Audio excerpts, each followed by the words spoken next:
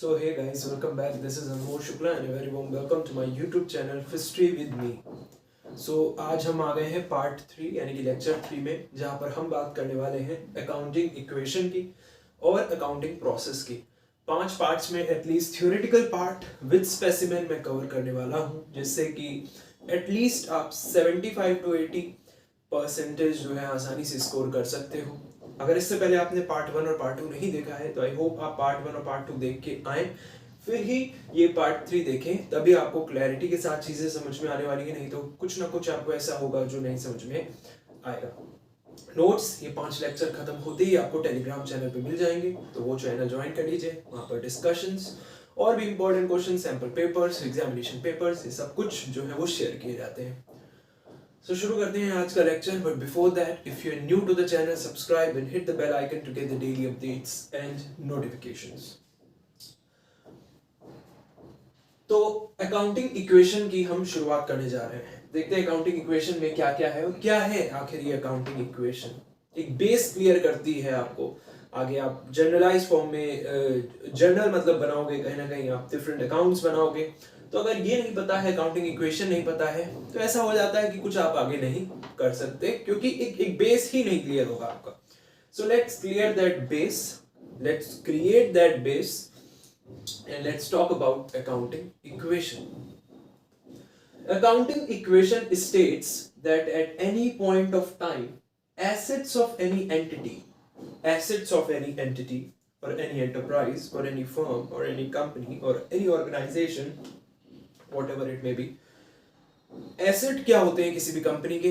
पिछली वीडियो में भी मैंने बताया था कि whatever the company owns is its asset। हम बात करेंगे कि एसेट में क्या क्या आता है थोड़ी देर में, बट एसेट का मतलब होता है कि जो जो चीजें कंपनी ने ओन कर रखी, जिस फैक्ट्री में काम हो रहा है, that is also asset for that particular business. जो मशीन्स ओन कर रखी, इक्विपमेंट्स हैं, वो भी एसेट्स हैं। तो एसेट्स का मतलब whatever the business own, that is what assets for that particular business is. We'll talk about assets in some minutes. तो अकाउंटिंग इक्वेशन क्या स्टेट करती है? ये कहती है कि किसी भी पॉइंट ऑफ टाइम पे किसी भी एंटिटी के जो एसेट्स होते हैं, यानी कि उस एंटिटी ने, उस कंपनी ने जो भी ओन कर रखा है, जो भी रिसोर्सेज ओन कर रखी हैं, must be equal to the total of owners equity. तो वो जो एसेट्स हैं किसी भी एंटिटी की किसी पॉइंट ऑफ टाइम पे, ये हमेशा इक्वल होंगे, मस्ट बी इक्वल। किसके इक्वल होंगे? To the total of owners equity and outsider liability. कहीं ना कहीं ये इक्वल होंगे जो भी टोटल है ओनर की इक्विटी का। ओनर्स इक्विटी का क्या मतलब है? ओनर्स इक्विटी का सीधा मतलब, ओनर्स इक्विटी को आप कैपिटल के नाम से समझ सकते हो। कंपनी जब स्टार्टअप किया जाता है, कंपनी का जब कंपनी खड़ी की जाती है, स्टार्टिंग की जाती है, तो जाहिर सी बात है बिजनेसमैन उस टाइम कुछ कैपिटल लगाता है। वो ही है ओनर्स की ओनर इक्विटी। ओनर इक्विटी को अगर मैं डिफाइन करूं तो इसका बेसिकली मतलब है owners investment in an asset. जो भी ओनर इन्वेस्ट करता है एसेट्स में, बिजनेस रिसोर्सेस में, है ना, आफ्टर डिडक्टिंग एनी लायबिलिटीज, है ना, उसमें से जब हम लायबिलिटी को डिडक्ट कर देते हैं, जो भी ओनर ने एसेट ओन किए हैं, उसमें से जो भी जिनके लिए वो लायबल है, जिनके लिए कहीं ना कहीं वो चीजें जिनके लिए वो डेब्ट में है। So basically whatever the business owner owns, deducting or minus whatever he is liable for, वो आ जाता है जो एग्जैक्ट कैपिटल लगाया है कंपनी के ओनर ने। That is what owners equity is. Owners equity nothing but capital, ऐसे याद रखो। And outsiders liability.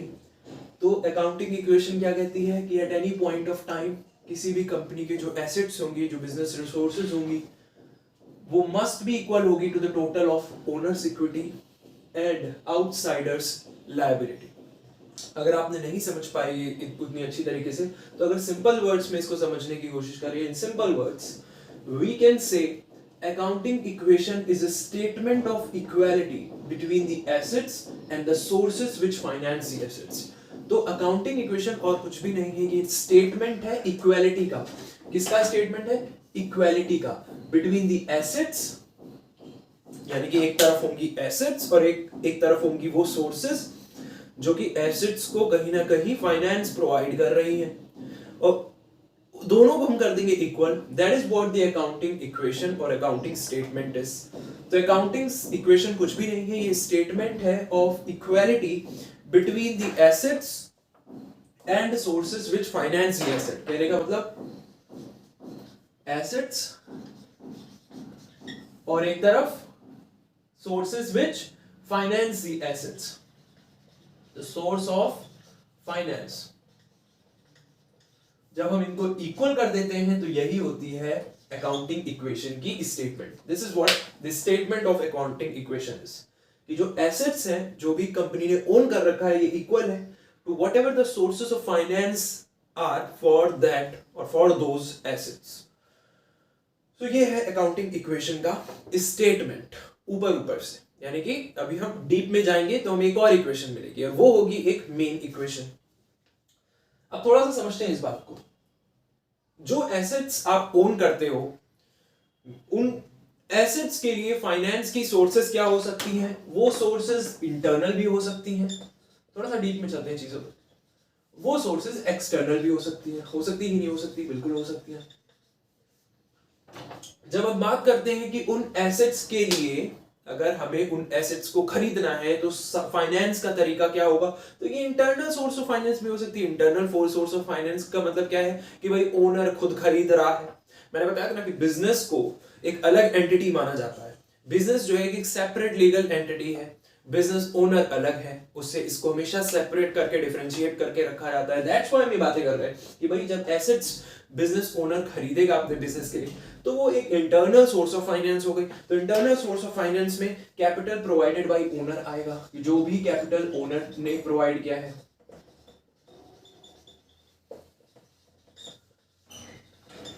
एक्सटर्नल में क्या हो सकता है सोर्सेस ऑफ फाइनेंस कि मे बी लायबिलिटीज, स्टेक्स लिए गए हैं शेयर होल्डर्स के द्वारा, दूसरे इन्वेस्टर्स हैं उनके द्वारा। सो एक्सटर्नल में हम बेसिकली लायबिलिटीज जो है वो जितनी भी है वो आ जाती है, ठीक है। सो ये सोर्सेस ऑफ फाइनेंस हो सकते हैं। अच्छा, अगर आपको एसेट्स के बारे में थोड़ा सा समझना है तो मैं यहाँ पर थोड़ा सा एसेट्स के बारे में आपको क्लैरिटी दे देता हूँ। तो जब हम बात करते हैं एसेट्स की तो दो फॉर्म में एसेट्स हो सकते हैं। एक होता है टेंजिबल एसेट्स, एक होते हैं इंटेंजिबल एसेट्स। ध्यान से समझना। टेंजिबल मतलब जिनको हम टच कर सके, टेंजिबल एसेट्स। इंटेंजिबल जिनको टच ना कर सके, जैसे लैंड जो ऑब्जर्व कर सके हम, इक्विपमेंट्स। लैंड यानी कि जहां पर काम हो रहा है ना। इक्विपमेंट्स, मशीन्स, मशीनरी, और फर्नीचर, ये सब क्या टेंजिबल एसेट्स हैं जो बिजनेस ने ओन कर रखे हैं। कैश हो गया, बैंक हो गया, इवन स्टॉक्स, ये सारे क्या है, ये टेंजिबल एसेट्स में आते हैं। जब हम बात करते हैं इनटेंजिबल एसेट्स की तो इसमें पेटेंट के राइट्स आते हैं। तो पेटेंट राइट्स, ट्रेडमार्क्स, तो ये सारी चीजें इनटेंजिबल एसेट्स में आती हैं। गुडविल, तो ये सब क्या है, ये सारे इनटेंजिबल एसेट्स हैं। तो एसेट्स जो है वो दो तरीके के आपके हो सकते हैं। एक होता है टेंजिबल एसेट, एक होता है इनटेंजिबल एसेट। तो अब हम बात करते हैं अकाउंटिंग इक्वेशन की एक मेन फॉर्म जो ये कहती है कि भाई जो एसेट्स हैं ये इक्वल होते हैं लायबिलिटीज प्लस ओनर्स इक्विटी के। ये इक्वेशन आपको याद रखनी है, मेन इक्वेशन, कि जो एसेट्स हैं यानी कि व्हाटएवर द बिजनेस ओन्स, जो भी रिसोर्सेज बिजनेस से ओन कर रखी है वो एसेट्स होंगे, और वो एसेट्स इक्वल होंगे जो भी कंपनी जिन चीजों के लिए वो लायबल है, तो लायबिलिटीज के भी, और जो ओनर ने कैपिटल लगा रखा है उसके। ये जब हम टोटल कर लेते हैं तो वो एसेट के इक्वल होता है। यानी कि जो भी कंपनी ने ओन कर रखा है ये बराबर है किसके, जितनी भी कंपनी जिन चीजों के लिए लायबल है, लायबिलिटीज प्लस जो भी ओनर ने कैपिटल लगा रखा है, ओनर्स इक्विटी जो है, after deducting the cost of liabilities, वो है ओनर्स इक्विटी यानी कि कैपिटल। तो जब हम लायबिलिटीज प्लस ओनर्स इक्विटी, जिसको हम आसान भाषा में कैपिटल ही कहते हैं, the total of liabilities plus owners equity is what assets are. I hope आपके दिमाग में समझ में आपको क्लैरिटी आ गई होगी कि टोटल जो कंपनी ने ओन कर रखा है वो किसके बराबर होगा, जिन जिन चीजों के लिए कंपनी लायबल है, लाइबिलिटीज भी इसमें आ गई प्लस ओनर्स इक्विटी। अब लाइबिलिटीज में क्या आएगा वो हम बात करेंगे थोड़ी देर में। तो एसेट्स में लाइबिलिटीज प्लस ओनर्स इक्विटी यानी कि आसान भाषा में कैपिटल जो है आपका आ जाता है। यहीं से अगर हमें लाइबिलिटीज निकालनी है तो लाइबिलिटी किसके बराबर हो जाएगी, जो भी बिजनेस से ओन कर रखा है उसमें से जब हम कंपनी के कैपिटल को यानी कि ओनर्स इक्विटी को माइनस कर देंगे तो हमारी लाइबिलिटी आ जाएगी, जिन जिन चीजों के लिए कंपनी लायबल है। सिमिलरली अगर हमें कंपनी के कैपिटल को निकालना है ओनर्स इक्विटी, अगर हमें निकालना है ओनर्स इक्विटी तो ओनर्स इक्विटी क्या हो जाएगी इस इक्वेशन से, एसेट्स माइनस लायबिलिटी। यानी कि जो भी कंपनी ने ओन कर रखा है उसमें से जो भी कंपनी जिन भी चीजों के लिए कंपनी लायबल है वो जब हम माइनस कर देते हैं तो आ जाती है कंपनी का कैपिटल। यही तो मैं थोड़ी देर पहले बोल रहा था कि भाई जो भी कंपनी ने ओन कर रखा है उसमें से जिन जिन चीजों के लिए कंपनी लायबल है उसको अगर हम डिडक्ट कर देते हैं तो कंपनी ने जितना कैपिटल लगाया है, उस ओनर ने जितना कैपिटल लगाया है वो आ जाता है। सो आई होप आपको अकाउंटिंग इक्वेशन जो है वो समझ में आई होगी। अब हम अकाउंट्स को थोड़ा सा क्लासिफाई करते हैं और देखते हैं डिफरेंट टाइप के अकाउंट्स में क्या क्या प्रेजेंट होता है, क्योंकि तभी आप स्पेसिमेन समझ पाओगे और आगे की चीजें समझ पाओगे। सो क्लासिफिकेशन ऑफ अकाउंट्स हम समझते हैं। इससे पहले इसका आप जो आसानी नोट कर लो या स्क्रीनशॉट ले लो, मैं थोड़ा सा आपको टाइम दे दूं। So now let's study the classification of account. तो देखो क्लासिफिकेशन जो किया है हमने अकाउंट का ये बहुत इंपॉर्टेंट है। आगे जब आप तरह तरह के अकाउंट्स पढ़ोगे जो प्रिपेयर करने पड़ते हैं हमेशा हमें, तो उनके लिए ये बहुत इंपॉर्टेंट है कि आपको पता हो कि किस कैटेगरी ऑफ अकाउंट में क्या क्या चीजें शामिल हैं। Asset account, liability account, equity account और इनकम और एक्सपेंडिचर अकाउंट। तो सबसे पहले बात करते हैं एसेट अकाउंट की, यानी कि whatever the business owns, business के पास उसकी क्या क्या रिसोर्सेज हैं वो सारे एसेट अकाउंट में आती हैं, जैसे land, building, equipments, machineries. Prepaid expenses यानी कि वो खर्चे जो पहले से ही पे करने पड़ते हैं, प्रीपेड एक्सपेंसेस यानी कि कुछ अभी तक रिसीव नहीं हुए हैं बट पहले से आपको खर्चे करने पड़ते हैं वो भी एसेट अकाउंट में आते हैं, यानी कि prepaid expenses. Trade receivables, trade receivables का मतलब है कि कस्टमर्स जो हैं वो आपसे गुड्स एंड सर्विसेज क्रेडिट में बाय करते हैं, तो गुड्स एंड सर्विसेज उनको डिलीवर हो गया है बट हमें अभी तक उनसे पेमेंट नहीं मिली है, मे बी इन फ्यूचर मिलेगी क्योंकि उन्होंने क्रेडिट में खरीदे हैं वो गुड्स। तो ट्रेड रिसीवेबल भी हमारे एसेट अकाउंट में आते हैं। बिल्स रिसीवेबल, कैश, ये सारी चीजें एसेट अकाउंट में आती है। आई hope you got an idea. इसके बाद लायबिलिटी अकाउंट जिसके लिए लायबल है हम। बिल्स पेबल, बिल्स पेबल का मतलब है business records on the amount owed for the goods bought on credit, के बिजनेस ने जो गुड्स क्रेडिट में खरीदे हैं जिनके लिए उसने अभी पे नहीं किया है उसके लिए वो लायबल है, hints it is in liability accounts.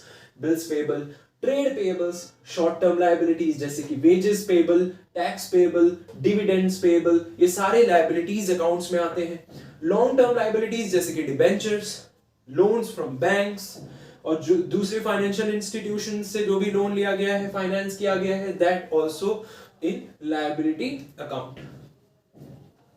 इसके बाद इक्विटी अकाउंट, इक्विटी अकाउंट को हम समझ सकते हैं कैपिटल अकाउंट से। सो इक्विटी अकाउंट यानी कि कैपिटल अकाउंट में आपके शेयर कैपिटल आता है, रेवेन्यूज और एक्सपेंसेस आते हैं, ड्रॉइंग्स आते हैं और डिविडेंड्स भी आते हैं इक्विटी अकाउंट में। इसके बाद इनकम एक्सपेंडिचर अकाउंट्स में आपके वेजेस आते हैं, रेंट आता है, कमीशन आता है, इंटरेस्ट पेड आता है, इंटरेस्ट रिसीवेबल आता है, सेल्स रेवेन्यू या जितने भी खर्चे या इनकम है और एक्सपेंसेस और इनकम वो सब इनकम एक्सपेंडिचर अकाउंट्स में ही आते हैं। So I hope you got an idea about asset account, liability account, equity account and income expenditure account और उसमें क्या क्या चीजें जो है वो शामिल है। ये आइडिया होना बहुत जरूरी था। अब एक नोट पॉइंट समझते हैं हम जाते हैं। मैंने आपको पिछली वीडियो में बताया था debit is what comes in, credit is what goes out. Debit means what comes in, credit means what goes out. But एक याद करने का तरीका कि एसेट में हम बात करें अगर एसेट की, तो एसेट में डेबिट जो है वो क्या होता है प्लस और क्रेडिट जो होता है वो क्या होता है माइनस, यानी कि डिक्रीज। तो debit plus credit minus. Liabilities में क्रेडिट क्या होता है प्लस होता है, इक्विटी में क्रेडिट प्लस होता है एंड इनकम एंड एक्सपेंडिचर में डेबिट जो है वो सारे एक्सपेंसेस होते हैं और क्रेडिट जो है वो इनकम होती है। सो ये आपको याद रखना है कि एसेट में debit plus credit minus liabilities में क्रेडिट प्लस इक्विटी में क्रेडिट प्लस और इनकम और एक्सपेंडिचर में एक्सपेंसेस जो है वो डेबिट होंगे और जो इनकम है वो क्रेडिट होगी। तो ये नोट पॉइंट काफी इंपॉर्टेंट है, इसको आपको याद रखना है। सो आई होप आपको ये सब कुछ समझ में आया होगा। ये समझ में आया है तो हम आगे चलते हैं और समझते हैं accounting process, but white board में नहीं, स्लाइड्स में। आगे बढ़ने से पहले मैं एक बार फिर आपको बता दूं कि अगर आप चैनल में नए हैं तो चैनल को सब्सक्राइब ज़रूर कर लें। विद नोट्स आपको इस सारे लेक्चर्स मिलते हैं जो भी मैं बनाता हूं। पीडीएफ फॉर्मेट में जो भी बनाता हूँ वो पीडीएफ फॉर्मेट में मिलते हैं, डॉक के फॉर्म में भी मिल जाएंगे। अगर आप मुझसे बोलोगे कि डॉक के फॉर्म में शेयर करो तो उसमें कोई भी प्रॉब्लम नहीं होगी। टेलीग्राम चैनल को ज्वाइन कर लीजिए जिसका लिंक आपको डिस्क्रिप्शन में मिल जाएगा।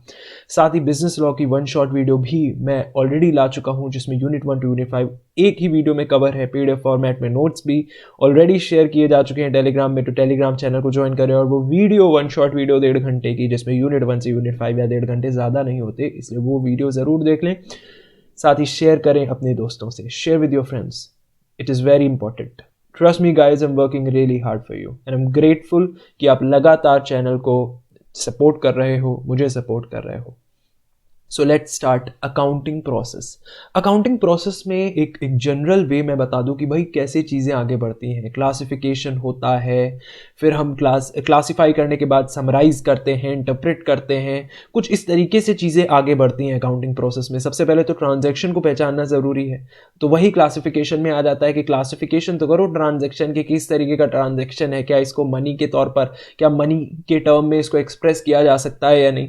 क्लासिफाई करने के बाद फिर हम इसको कहीं ना कहीं सिमिलर तरीके की ट्रांजैक्शन को एक तरफ लिखते हैं, फिर समराइज करते हैं, फिर उस इंफॉर्मेशन को इंटरप्रेट करके हम प्रेजेंट करते हैं उन लोगों में जिनको इस इंफॉर्मेशन की ज़रूरत है। डिफरेंट डिपार्टमेंट्स हो सकते हैं वो।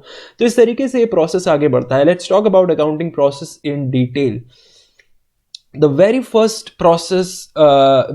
first step is identifying transaction। तो देखो अकाउंटिंग प्रोसेस में अकाउंटेंट का पहला स्टेप कि सबसे पहले समझो कि ट्रांजैक्शन है क्या। You need to identify transaction। क्या इस ट्रांजैक्शन को, मैंने आपको बताया कि अकाउंटिंग कॉन्सेप्ट में कॉन्सेप्ट हमने पढ़ा था money measurement concept. Accounting concept वाली वीडियो जरूर देख के आइए। प्रीवियस वीडियो पार्ट 2 में हमने इसके बारे में बताया आपको कि मनी मेजरमेंट कॉन्सेप्ट ये कहता था कि भाई सिर्फ वही ट्रांजैक्शन जिनको मनी के टर्म्स में एक्सप्रेस किया जा सकता है, transactions which are expressible, happening which are expressible in terms of money, सिर्फ उनको ही हम करते हैं अकाउंट में रिकॉर्ड, नहीं तो नहीं करते हैं। सिंपल सी बात। तो ट्रांजैक्शन आइडेंटिफाई करो, क्या मनी के टर्म में हो भी पा रहे हैं कि नहीं। ऑफ कोर्स इसके लिमिटेशन भी हमने बात की थी, इस कॉन्सेप्ट की लिमिटेशन भी है कि भाई कहीं कहीं बहुत सारी ऐसी चीज़ें इंपॉर्टेंट होती हैं जिनको मनी के टर्म में एक्सप्रेस नहीं किया जा सकता, बट डेफिनेटली वो मनी के एस्पेक्ट्स को ज़रूर इफेक्ट करती हैं। जैसे एमडी की हेल्थ, जो मैनेजिंग डायरेक्टर है कंपनी का, वर्कफोर्स एनवायरनमेंट में भी सही नहीं है, quality of product, definitely it affects the money related aspects, but since it is not expressible in money वो रिकॉर्ड नहीं किया जा सकता। लिमिटेशंस है, बट फिलहाल अकाउंटिंग का पहला स्टेप है कि सबसे पहले आपको ट्रांजैक्शन आइडेंटिफाई करना है। We are already aware while studying the accounting concepts that only financial transactions are recorded, that is, which is expressed in terms of money. I hope you got an idea. So once you have identified your transaction, whether it is expressible in terms of money or not, if it is expressible, you have recorded that transaction in the books of account in the form of journal, which is the very first book of original entry, जिसमें सारे transaction record किए जाते हैं date wise, specific term wise कि ये इस दिन हुआ इस तरीके से। So once you have identified the transaction, the second step is recording the transaction। और रिकॉर्ड कहाँ करते हैं हम? जर्नल में करते हैं। स्पेसिमेन देखेंगे इसका हम नेक्स्ट वीडियो में। So journal is the first book of original entry in which all transactions are recorded date wise। तो हमने ट्रांजैक्शन आइडेंटिफाई कर लिया और फिर उसको रिकॉर्ड कर लिया। आगे क्या? आगे क्लासिफाई करेंगे, यानी कि सिमिलर तरीके के transactions relating to a person, may be a thing और expense, they are placed together और दूसरी तरीके की सिमिलर तरीके के ट्रांजैक्शन एक तरफ लिखेंगे, मे बी सारे रेवेन्यूज एंड एक्सपेंसेस एक तरफ लिखेंगे, मे बी जितनी भी लायबिलिटीज हैं एक तरफ लिखेंगे, ठीक है. So kind of like this here you need to you know all the similar transactions are related to a person, a thing और expenses, they are placed together. यही होता है क्लासिफिकेशन में कि once you have done in identifying the transaction, you have recorded the transaction. Now what you're going to do is you need to classify that transaction. After that you need to summarize it. That is, here in this step you need to prepare financial statements. जैसे कि आप यहाँ पर income statement बताओगे, balance sheet बताओगे, cash flow statement बताओगे, etcetera. इन सब से फर्क क्या पता चलेगा? प्रॉफिट एंड लॉस अकाउंट बताओगे. इससे फर्क पता चलेगा एक कंपनी की, एक फर्म की पिक्चर पता चलेगी, फाइनेंशियल पिक्चर पता चलेगी कि कितने आटे दाल का भाव पता चलेगा कंपनी का, कि भाई कंपनी आखिर कर क्या रही है, परफॉर्म क्या कर रही है, फ्यूचर में कितना आगे बढ़ पाएगी कंपनी, या किन किन चीजों में पीछे. अभी एक इंपॉर्टेंट डिसीजन मेकिंग के लिए समराइज करना बहुत जरूरी है. तो यहां पर हम फाइनेंशियल स्टेटमेंट्स जैसे कि income statement, balance sheet, cash flow statements, इन सबको प्रिपेयर करते हैं, समराइजिंग में इंटरप्रेट करते हैं. यानी कि जो इतना लंबा हमने कॉम्प्रिहेंसिव स्टडी की है, हमने फाइनेंशियल स्टेटमेंट्स बनाए हैं, now you have to interpret it. That is here all the financial information और data recorded in the books of account is analyse. उसको हम एनालाइज करेंगे अच्छी तरीके से, मे बी हम प्रीवियस अकाउंटिंग पीरियड से उसको कंपेयर करेंगे और इंटरप्रेट करेंगे to draw inferences, to draw meaningful conclusions. And once you draw that conclusion, you need to present that financial information in the sixth step. You need to present that financial information to the concerned authorities, maybe to the investors, maybe to the owner, maybe to the proprietor, maybe to the shareholders or investors, the same thing, or maybe to the managers of different departments. तो जिनको उस information की, उस financial information की जरूरत है, हम उन तक इस इंफॉर्मेशन को पहुंचाएंगे. जो हमने इंटरप्रेट किया है उस इंफॉर्मेशन को पहुंचाएंगे, क्योंकि इससे एक डिसीजन मेकिंग लेने में उनको हेल्प मिलेगी, डेफिनेटली मिलेगी. सो ये जो था, ये स्टेप था. 5 पार्ट में हमने अकाउंटिंग प्रोसेस पढ़ लिया कि भाई पहला जो है स्टेप वो है ट्रांजैक्शन आइडेंटिफाई करना, कि भाई मनी रिलेटेड एस्पेक्ट में है भी कि नहीं, अगर है एक्सप्रेस किया जा सकता है तो उसको जर्नल में जाके रिकॉर्ड कर लेना. क्लासिफाई करना, सिमिलर तरीके की ट्रांजैक्शन एक तरफ लिखना, समराइज करना, इंटरप्रेट करना, और फिर उस फाइनेंशियल इंफॉर्मेशन को to the interested parties present करना. सो आई होप आपको अकाउंटिंग प्रोसेस जो है ये समझ में आया होगा. मिलते हैं नेक्स्ट वीडियो में पार्ट 4 में, और उसके बाद पार्ट 5 और अकाउंट और ये जो फाइनेंशियल अकाउंटिंग एंड एनालिसिस है, इसके थ्योरेटिकल पार्ट में एटलीस्ट हम 5वें पार्ट तक खत्म कर चुके होंगे. Will see you in the next video. Take care.